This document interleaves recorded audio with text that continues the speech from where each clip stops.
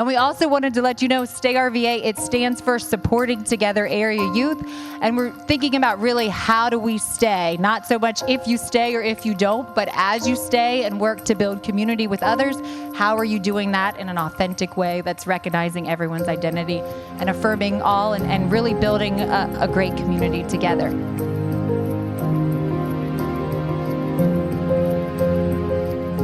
It's also about benefits to society. We're going to talk more about this tonight. But I'll briefly lay out what I see as the stakes right now. And keep in mind that I consider myself a guarded optimist. But I think that it is utterly imperative that Posey and all of our children learn to relate to and feel concern for communities beyond their own. They are the most multiracial generation of students to ever walk through the doors of our nation's elementary schools. In her early 20s, just as Posey's embarking on her career path, there will no longer be a single racial majority in the United States. She and her peers will have come of age in a starkly unequal society, one where racial disparities in wealth are higher than they were in South Africa at the height of apartheid. No serious student of history would dispute that such toxic conditions have often given rise either to sweeping reform or violent revolution. Understanding how to work peacefully together to confront society's most pressing conflicts is going to be a necessity for Posey's generation, not a nicety.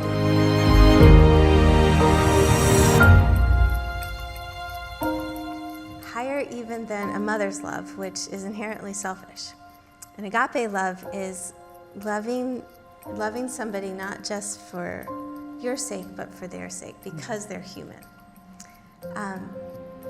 And I think when you put radical or agape love in place of integration, it makes some of the conversations that I've heard around this rezoning, I'm not gonna be able to walk to school with my kid anymore, and I walk Posey to school. I love it. We go around Bird Park Lake every day, avoid the goose poop, it's beautiful. But is it more important than radical love? No. I hear people talk about 2 drop-offs. That is a pain in the butt. Is it more important than radical love? No. So that is how I think about integration, and I think it's the goal. So you've got to have desegregation to start the work.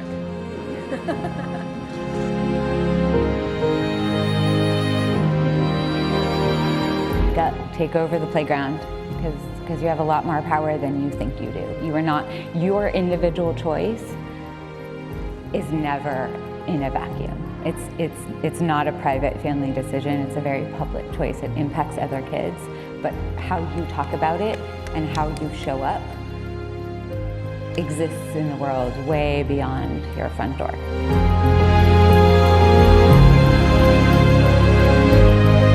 On my soapbox. I'll keep this short for the sake of time. Thank you all for coming, first of all, and thoroughly enjoyed talking to both of you all. And I hope that you've been challenged. I hope you've learned something. And we're all here as resources. So if we can help in any way, please reach out. So that's the nice thing. The truth of the matter is, when we look at any form of advocacy, oftentimes we find creative ways to other people who don't do things the way that we do it. So I look at advocacy in 3 buckets. Number 1, the rock thrower. So those are the people that stand outside, who will have the marches, who will be super controversial on social media, and who don't fear tagging anyone. And sometimes they have some agency, and they'll send texts and nasty emails late at night. The second bucket of people are the negotiators. And so the negotiators are historically the people that the rock throwers call sellouts. But they have creative ways of going into the room and trying to compromise.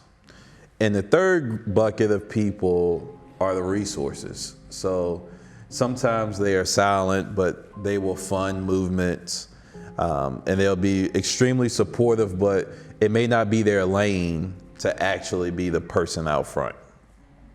To be successful, we need all 3.